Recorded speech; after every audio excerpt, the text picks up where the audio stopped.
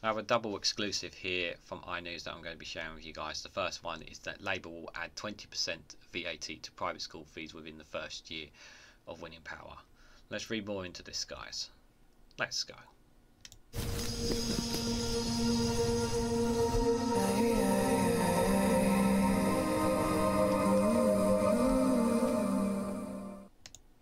Good morning, good afternoon, good evening, wherever you are in the world. This is REGANELITE here with an exclusive from iNews with the headline that Labour will add 20% to VAT to private school fees within the first year of winning power. The plans could raise £1.7 billion to spend on lifting educational standards across the state sector, the party says. Considering how much money goes into private education, yeah, I'm all for this. I think this is a good thing. We need to give, considering the states of our schools, they need more funding. And if it means we've got to take some from the private sector of education, then that's what it should be. So, you know, spread the value, spread the money around is how I see it. So Labour would introduce VAT on private school fees immediately if it wins power, meaning parents could be hit with higher charges as soon as the first academic year after the general election, the I can reveal. Senior Labour figures told the I that it will end the charitable status of independent schools as soon as it enters number 10. Rather than phasing it across several academic years than it was previously assumed. So Keir Starmer has pledged that a Labour government will strip private schools of their charitable status, which makes them eligible for tax relief and a reduction in business rates. It means that private school fees would be hit with a 20% VAT if Labour comes to power, with the party estimating it could raise £1.7 billion to spend on lifting educational standards across the state sector. Yes, I like this. This is if it makes a difference to the state sector, I like this. When asked if the plans would be implemented immediately, a senior Labour source says, "We will not be phasing them in." So they didn't say that there's going to be like a gradual thing. It has been likened to a Robin Hood style policy which would see Labour redistribute wealth even more evenly across British schools, with Sir Keir using it to make a more personal attack on Rishi Sunak last year for attending the £40,000 a year Winchester College. The plans are expected to play a crucial part in Labour's 2024 election manifesto, which the party is preparing to unveil in the coming months. With current polling showing Labour is on track for a sizable majority at the next general election, Sir Keir would likely face little obstacle passing the VAT legislation through both the House of Commons and the House of Lords if he becomes Prime Minister. The general election is expected to take place in autumn 2024 and by January 2025 at the latest, meaning the charge could be imposed in 2025. It is not clear if Labour would seek to bring in the charge partway through an academic year. It could come even sooner if Mr Sunak pursues a snap general election in spring next year, with several schools telling the I that they have drawn up contingency plans for the worst case scenario under which VAT comes into force from September 2024. The independent sector has warned of widespread school closures if the VAT plan takes effect, with smaller private schools set to bear the brunt of the policy rather than household names such as Eton and Harrow. Julie Robinson, the chief executive of the Independent School Council,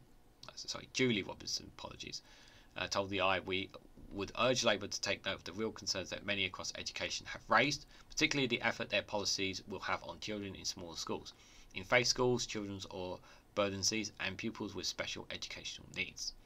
Schools are having discussions and preparing as best they are able without timelines or policy details. Any policy additions affecting this many children should be subject to full and thorough impact assessment. Salias Amons, head teacher of Earls Castle School on the London Surrey Bolton, said the prospect of a Labour VAT plan hitting as soon as September 24 would mark the school's worst possible case scenario. We would be in place to try and respond to it, but it would be incredibly tough, they said.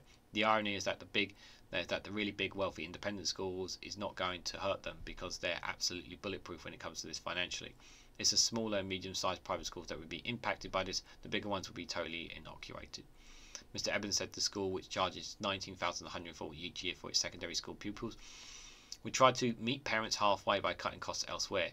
It could mean parents could still face an additional $1,940 in school fees for every year for each pupil in 7 years, in years 7 to 13.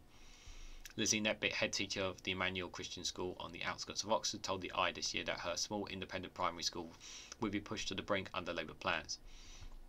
We only have about 70 pupils at the moment. We're a tiny school that is already at capacity, so we can't just do things like increase class sizes to save costs, she said.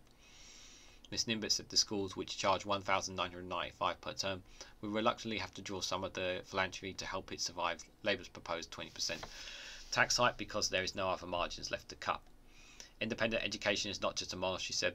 One of the rules of government is listening not just to the loud and the big, but the small and the quiet.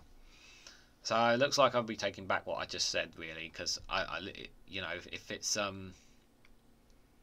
I do think that the state schools do still need a proportion of money, but perhaps maybe they should be looking at something that at these bigger schools that are racking in a lot of money, rather than just small or medium private schools as it appears to be here.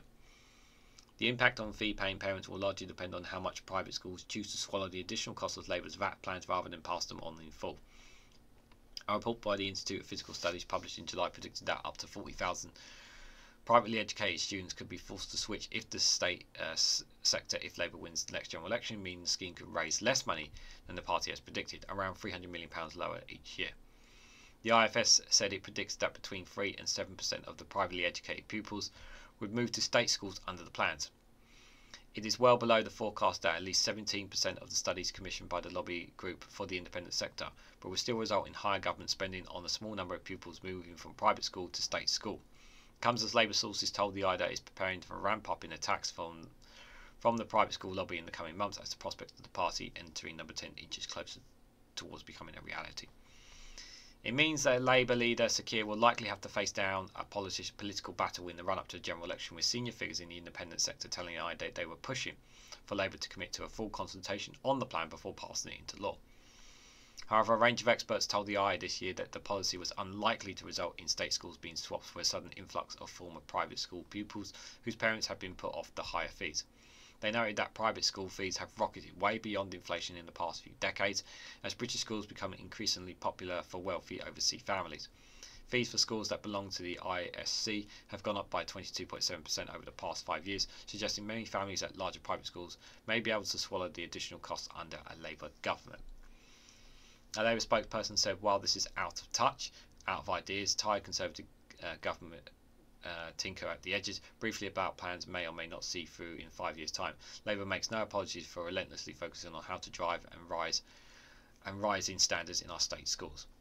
Because we are the party of fair taxes, we will end the unjustifiable tax break affordability to private schools and fund the recruitment of over 6,500 more teachers, as well as access to mental health and counselling in every school.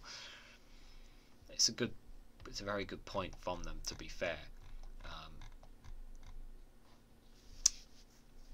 Yeah, state school, private schools get a lot of money, and if this makes money, if this 1.7 billion estimate can make a difference to state schools, especially their conditions, then I'm all for it. I still, part of me feels that this is the right thing to do when it comes to it. So this article dropped on the eye as well, with response to it.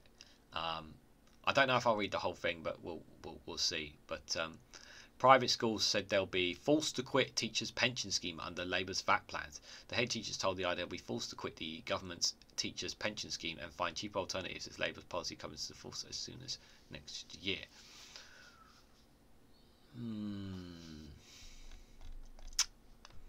Private schools have warned they will be forced to quit the teachers' pension scheme, the TPS, if Labour rolls out its planned tax raid on the sector as soon as next year. The I revealed on Monday that Labour will introduce a VAT on private school fees. We've read that bit, But the independent sector warned that it will be smaller private schools that will bear the brunt of the policy rather than the big hitters. I'm just looking at where is the pension scheme. The TPS, which is considered one of the most generous pension schemes in the country, requires employers to contribute 23.68% of the teacher's salary to their pension pot each year. One head teacher at a private secondary school in London, who asked to remain anonymous, told the IDA, "We started contingency planning and we're already starting to look at the future of the teacher's pension scheme. If Labour hit us with that VAT next autumn and the employer contribution goes up for the TPS, those two things loaded up together will present quite a big financial shock to us. We have to go down the route of a private pension scheme." It comes as private schools have begun drawing up contingency plan for a potential Labour government, with several telling the IDA the worst case scenario for the VAT plan to come into force into September 24. Many are now weighing up whether they can swallow some of the additional 20% levy by making cuts elsewhere instead of passing them on to parents in full.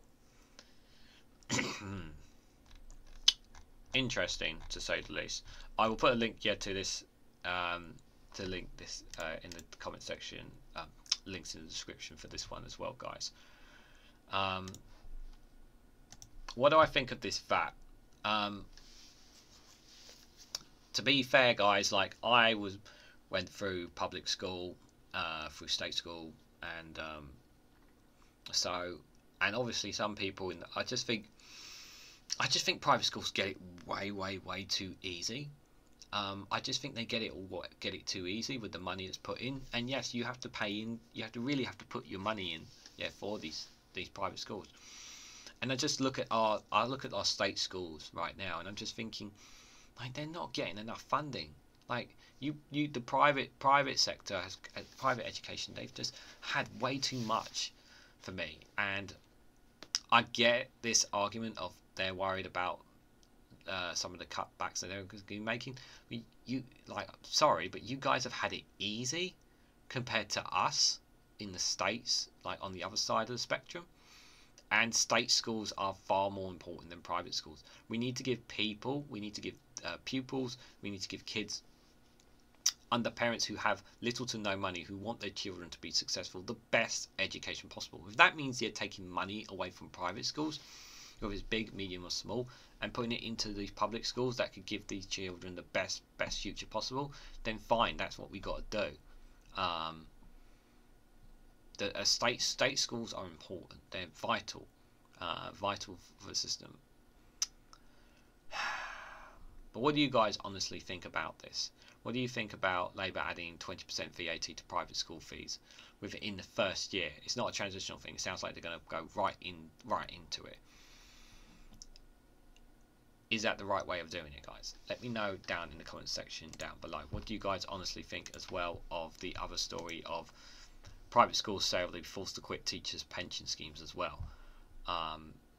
As I said, I'll put the links in both descriptions down below for them if you want to have a read for them for yourselves, guys.